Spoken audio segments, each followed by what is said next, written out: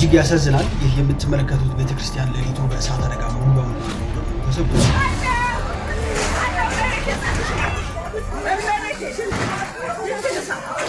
ኦርቶዶክስ የአማራ ሃይማኖት ናት ብሎ የደመደሙ ሰዎች አሉ።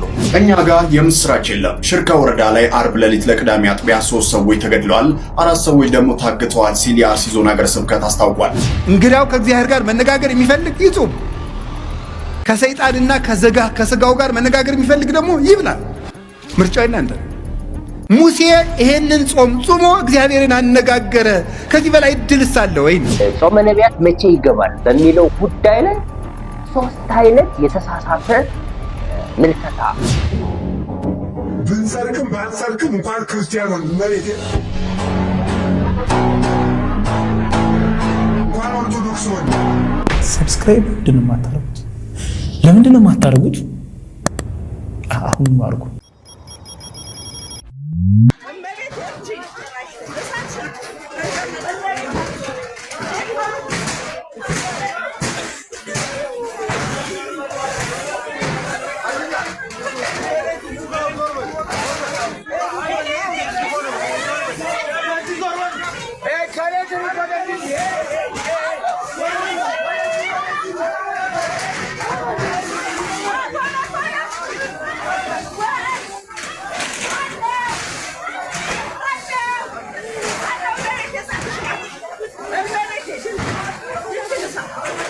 እጅግ ያሳዝናል። ይህ የምትመለከቱት ቤተክርስቲያን ሌሊቱ በእሳት አደጋ ሙሉ በሙሉ መውደሙ ተሰምቷል። በአዲስ አበባ ሀገረ ስብከት በኮልፌ ቀራኒዮ ክፍለ ከተማ ቤተ ክህነት ስር የወይራ ሰፈር ገነት ሰማይ ቅድስት አርሴማና መንበረ ብርሃን እጨጌ አቡነ ዮሐንስ ቤተክርስቲያን የሚገኝ ሲሆን ዛሬ ሌሊት እንግዲህ በእሳት አደጋ ምክንያት የቅድስት አርሴማ ቤተክርስቲያን ሙሉ በሙሉ ወድሟል። ከታቦቱ በስተቀር ሌሎች ንዋያተ ቅድሳት ሙሉ በሙሉ በአደጋው ምክንያት መውደማቸው ነው የተገለጸው ሲል የአዲስ አበባ ሀገረ ስብከት ሚዲያ ዘግቧል።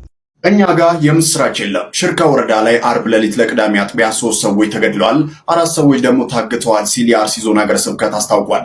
በኦሮሚያ ክልል አርሲ ዞን ሽርካ ወረዳ ላይ ታጣቂዎች አሁንም ምዕመናን ላይ ግድያ፣ እገታ መፈጸማቸውን የዞኑ ሀገረ ስብከት እና የኢትዮጵያ ኦርቶዶክስ ተዋሕዶ ቤተክርስቲያን ለቲግ በኢትዮጵያ ተናግረዋል። በኢትዮጵያ ኦርቶዶክስ ተዋሕዶ ቤተክርስቲያን የአርሲ ዞን ሀገረ ስብከት አመራር የሆኑና ስሜ ቢጠቀስ ለደህንነት ያሰጋኛል ያሉ አመራር እኛ ጋር የምስራች የለም፣ ሽርካ ወረዳ ላይ አርብ ሌሊት ለቅዳሜ አጥቢያ 3 ሰዎች ተገድለዋል፣ 4 ሰዎች ደግሞ ታግተዋል ብለዋል። ዘገባው ሙሉ በሙሉ የቲግ በኢትዮጵያ ነው። በሽርካ ወረዳ ጋዶ ጉና የሚባል ከተማ በግምት 10 ኪሎ ሜትር ራቅ ብሎ የሚገኝ ስፍራ በትናንትናው ዕለት አርብ ለቅዳሜ አጥቢያ ማለት ነው እንግዲህ በዚህ በሽርካ ወረዳ በሆንቆሎ እና ዋቤ አዋሳኝ ሚታና ሂንዴሳ ቀበሌ የምትገኝ ሚታና ቅዱስ ዮሐንስ ቤተክርስቲያን ነው። ትናንትና አርብ ማለት ነው ጥቅምት ህዳር 12 ማለት ነው ቅዱስ ሚካኤል በዓሉ በተከበረበት ዕለት ምሽት ነው እንግዲህ አደጋ የደረሰባቸው። የተገደሉት የአንድ ቤተሰብ አባላት ናቸው። አንደኛ ባትሪ ጎሳ፣ ሁለተኛ ብርሃኑ ታዱ የባትሪ የወንድም ልጅ ነው። ሶስተኛ መብራቱ ባትሪ የተባሉ ናቸው። አራተኛውና በጣም አደጋ ደርሶበት ወደ ሆስፒታል የተወሰደው አቡ ካሳ ይባላል። በጣም በከፍተኛ ደረጃ ተጎድቶ ወደ ሆስፒታል ተወስዷል። ከነኚህ ደግሞ ከተገዳዮችና ከተጎጂዎች ውጭ የተገደሉት 3 ናቸው እንዳልኳቸው። አንደኛው ባትሪ ካሳ፣ ሁለተኛ ብርሃኑ ታዱ፣ ሶስተኛ መብራቱ ባትሪ ይባላሉ። ተጎድቶ ደግሞ ሆስፒታል የገቡት ደግሞ አቡ ካሳ ይባላል። እነኚህ 4 ናቸው። ከከብቶቻቸውና ድጋሚ ደግሞ ከቤተሰቦቻቸው ጋር የተወሰዱት ደግሞ ሰለሞን ታዴ፣ ገብሩ ካሳና ንጋቱ ካሳ የተባሉ ሰዎች እነኚህ ደግሞ ከነከብቶቻቸው ተወስደው ነው አሁን ያሉበት የማይታወቀው። ይሄ ብቻ አይደለም። ታዲያ የዚህ ጥቃት ማን ነው ዋና ተባባሪ ማን ነው ከተባለ ግድያውን የፈጸሙትም ያስፈጸሙትም የቀበሌው ሊቀመንበር የሆኑት አቶ ከድር ኢርቦሼ የሚባሉ በአክራሪ እስልምና በዋሃብያ እምነት ውስጥ ያሉ ናቸው። እንግዲህ እኚህ ናቸው ታጣቂዎችን አስታጥቀው እሳቸው ከፊት እየመሩ በሊቀመንበር ደረጃ ማለት ነው አቶ ከድር የተባለ ሰው ናቸው። የሊቀመንበሩ ትዕዛዝ ደግሞ ከወረዳው አስተዳዳሪ ይወርድላቸዋል። ሊቀመንበሩ ሄዶ አደጋው እንዲያደርስ እነኚህ የክርስቲያን ቤተሰቦችን እንዲገል ደግሞ ትዕዛዝ የመጣለት ከወረዳው አስተዳደር ነው። እሳቸው አስገዳያችን ዋናው የወረዳው አስተዳዳሪ ደግሞ ወይ ደግሞ ግድያውን እንዲገደል ኦርደር ያደረገው ሰው ደግሞ አቶ ጣሂር አሚኖ ይባላል። ይህ ግለሰብ ማለት ነው። ጣሂር አሚኖ ይባላል ይህ ግለሰብ እንግዲህ ከወረዳው ወደ ቀበሌው ትዕዛዝ አወርዶ የቀበሌ ሊቀመንበር ደግሞ ከፊት እየመራ ወሃቢያ ቲሙን ይዞ ታጣቂዎችን ይዞ ከፊት እየመራ እነኚህ 3 ክርስቲያኖችን የገደለው አንደኛውን አሰቃቂ ሁኔታ ደብድበውት ወደ ሆስፒታል የገባው 3ቱ ደግሞ ከነከብቶቻቸው ወደ ጫካ ይዟቸው የገቡት በዚህ ሊቀመንበር በዚህ ዋና የዞኑ የወረዳው ኃላፊ ነው። ከዛ ኋላ ደግሞ የቀበሌ ሊቀመንበር ደግሞ ከድር ኢርቦሼ የሚባለው ሰው ደግሞ እንግዲህ ወሃቢነቱን ተጠቅሞ ጭፍጨፋውን ፈጽሟል ማለት ነው። ከዚህ ጋር እንደው ሳንርቅ የጀርመን ሀገረ ስብከት እንግዲህ መግለጫ አውጥቷል። ጥሩ መግለጫ ነው ያወጣው። ጠንከር ይላል። ምንም ቢሆን አትሊስት ይሻላል። እንግዲህ የዚህ ሀገር ሊቀ ጳጳስ አባ ዲዮናስዮስ ይባላሉ። እሳቸው ናቸው። ከዛ ሆነው ጠንከር አድርገው በእንግሊዝኛ ለሚመለከታቸው አካላት በሚገባቸው ቋንቋ እንዲረዱ ያደርጉት። በነገራችን እኔ የውጭ ሀገር ሚዲያዎች ሰሙት አልሰሙት ያን ያህል እንትን ላይ ልቻል። ምክንያቱም ናይጄሪያ ላይ እየተከሰተ ያለውን እያየን ነው። ናይጄሪያ ቢያንስ በቀን 10 ሰው ሳይገድልባት አይውልባትም። በእንግሊዝኛ ዜናዎች ይሰራሉ። እኛ ራሱ ስንሯሯጥበት የነበርነው ዲለን ፔጅ ምናምን ነገር እንዲዘግቡ ስንላቸው የነበሩ ራሱ የናይጄሪያን ጉዳይ ይዘግባሉ። ግን ይታወቃል ማንም ሰው ፍንክች አለ።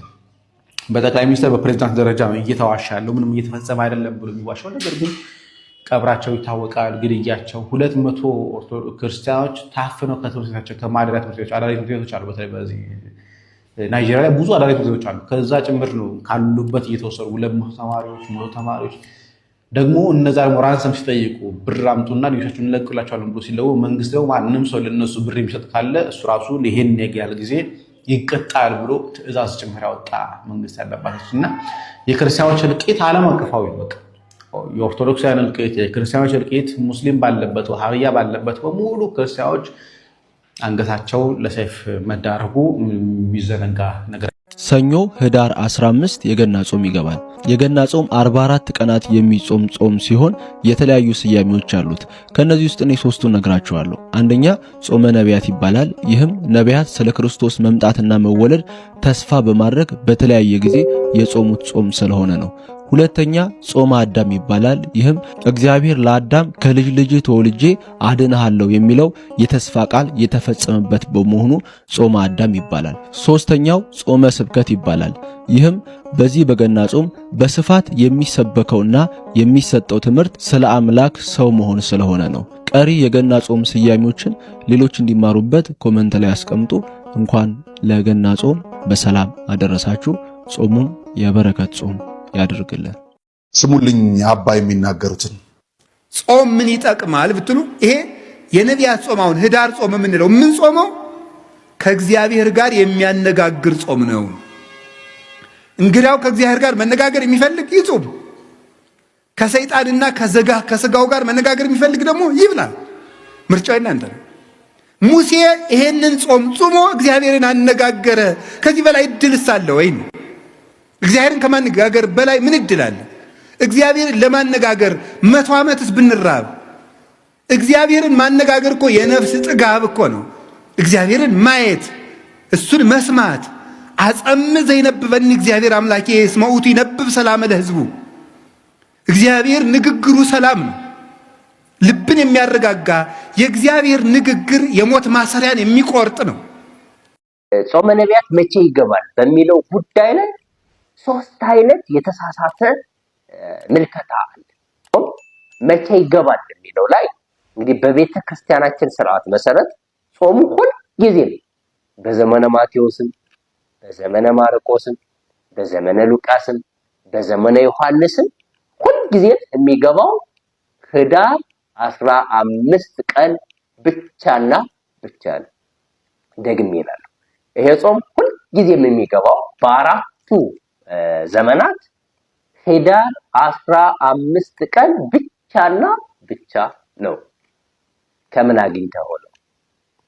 ከየት አመጣው ካላችሁኝ ምንጭን እነግራችኋለሁ። ይሄንን የሚለው መጽሐፉ ነው፣ እኔ አይደለም።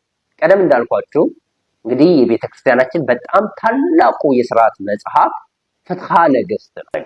ፍትሐ ነገሥት አንቀጽ 15 ወውቱ ጾም ዘይቀድም እምልደት፣ ይህም ጾም ከልደት የሚቀድም ነው። ወጥንተ ዚያሁ መንፈቀ ህዳር፣ መጀመሪያው የህዳር እኩሌታ ነው። መንፈቅ ማለት እኩሌታ ማለት ነው። ወፋሲካው በዓለ ልደት፣ ልብ በሉ ጾሙ ከልደት ቀድሞ የሚጾም ነው አለ። ጾመ ስብከት፣ ጾመ ነቢያት ያለው ነው። የሚገባው ደግሞ መቼ ነው አለ? የህዳር እኩሌታ ነው። የህዳር እኩሌታ ስንት ነው? 14 አይደለም፣ 16 አይደለም። ስለዚህ መቼ ነው? 15 ነው። ምክንያቱም እኩሌታ የሚባል ለሁለት ማካፈል ነው። ስለዚህ 30 ሲካፈል ለሁለት 15 ነው የሚሆነው። ስለዚህ በግልጽ በጣም ምንም አይነት በማያሻማ መንገድ ጾሙ ሁልጊዜም የሚገባው በ15 ነው። መጨረሻው ደግሞ በዓለ ልደት ነው ብሎ አስቀምጦታል። ይሄ ፍትሐ ነገሥቱ ነው። በሁለተኛ ደረጃ እንደው ፍትሐ ነገሥቱ ውስጥ እኩሌታ ነው ያለ። እኩሌታው መቼ ይሁን መቼ አልታወቀም፣ ግራ አጋባን ካሉ ሰዎች ደግሞ ስንክሳራችን ግልጽ በሆነ መንገድ አስቀምጦታል። ስንክሳር ህዳር 15 ቀን የሚነበበው ብትመለከቱት በዚህች ቀን ብሎ ጾመ ጌና ወይም የልደት ጾም እንደሚገባ በግልጽ አስቀምጦታል። ስንክሳሩን ማንበብ ትችላላችሁ። በጥቂቱም እዚህ ላይ ለማቅረብ ሞክሬያለሁ። እዩት። ይሄ ነው ስንክሳሩ በደንብ አስቀምጦታል። በሶስተኛ ደረጃ እንግዲህ የተለያዩ ምልከታዎች በየዘመናቱ ይነሱ ስለነበሩ የኢትዮጵያ ኦርቶዶክስ ተዋሕዶ ቤተክርስቲያን ቅዱስ ሲኖዶስን ወስኗል። በ1980 ዓመተ ምህረት በብፁዕ ወቅዱስ አቡነ ተክለ ሃይማኖት ዘመነ ፕትርክና ወይም እሳቸው ፓትርያርክ በነበሩበት ጊዜ ይሄንን ምልከታና እይታ ለማጥፋት ጾመ ነቢያት ሁልጊዜም ህዳር 15 እንደሚገባ በቤተ ክርስቲያናችን ቀኖና አለ ማለት ነው።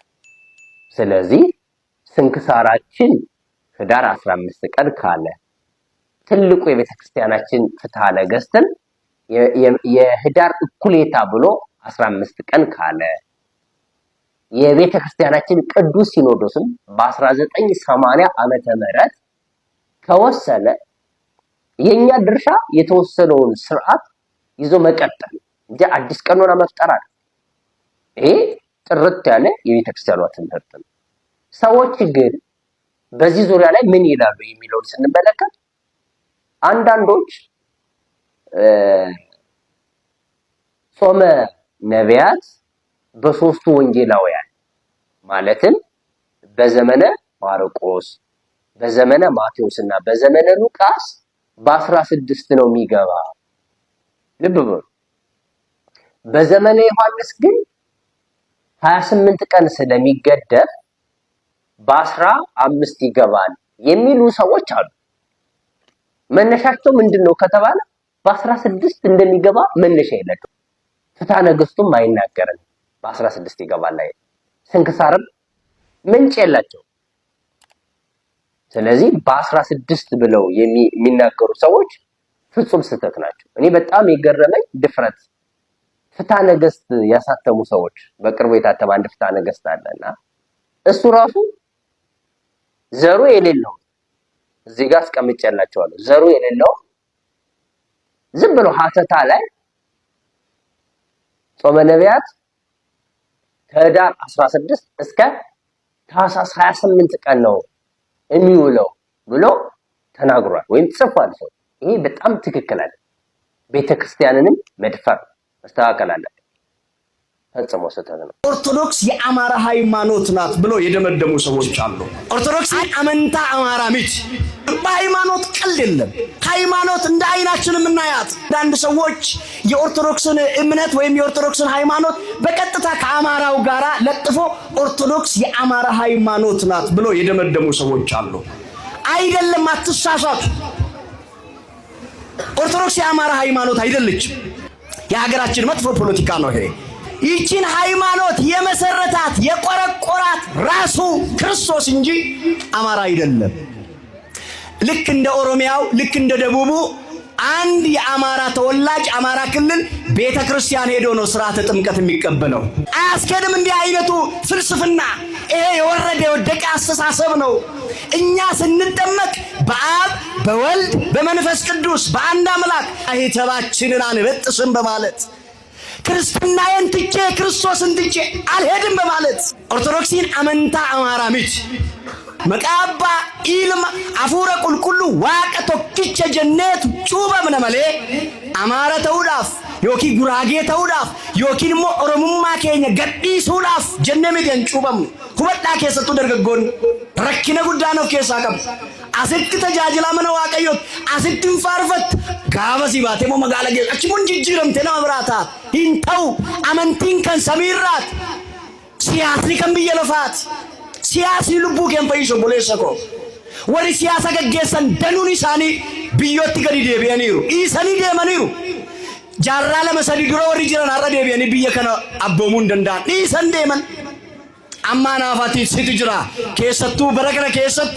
hubadhaa dargaggoonni obboloonni koo hin dogoggoriinaa addunyaa wajjin hin raafamiinaa barachuu jechuun mormi kan namaa kenname asis garagalanii ilaaluuf malee kallattiidhaan deemuuf yoo ta'e immoo gaariinuu gaadha. Gaariin akka inni duubaa fuulduratti hin jenne ija isaa fuuldura akkas godhuuf mi jira biyyan. Yoo asii fasilaale rakkoo fidaa jechaadha wareeruu danda'a jechaadha. Ati gaarii miti nama Kiristoosiin kan uumamte mucaa namaatiin. Kanaaf ati naannoftee kitaabolee ilaaluudhaan kitaabolee dubbisuudhaan waa'ee amantaa kee akka sirriitti gadi fageenyaan hubattu macaafni qulqulluu siif barraa'ee obboleessa koo obboleettii koo. Kanaaf waa'ee amantaa irratti qoosaan hin jiru. Ortodoksiin kan eenyuuti yoo jettan kan ijoollee Addaam maraati malee Raashiyaa ta'anii ortodoksonni jiru. Biyya alaa keessoo baatanii ilaaltan. Kiristaanonni Raashiyaan jiru, kiristaanonni Armen jiru, kiristaanonni Gibxii Kooptikiin jiru, kiristaanonni Eertiraa jiru, kiristaanonni danuun isaanii jiru. Maarree kun hundumtu Amaara jechaadha miti siyaasa biyya keenyaati kun.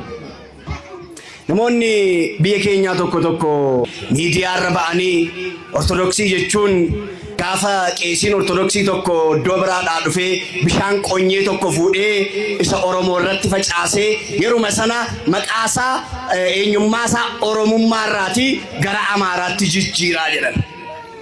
Akkas jedhani gaafa fuudheetu bishaaniin si cuubu Oromummaarra gara Amaarummaatti si jijjiiraa jedhan. Sirri miti kun soba kun.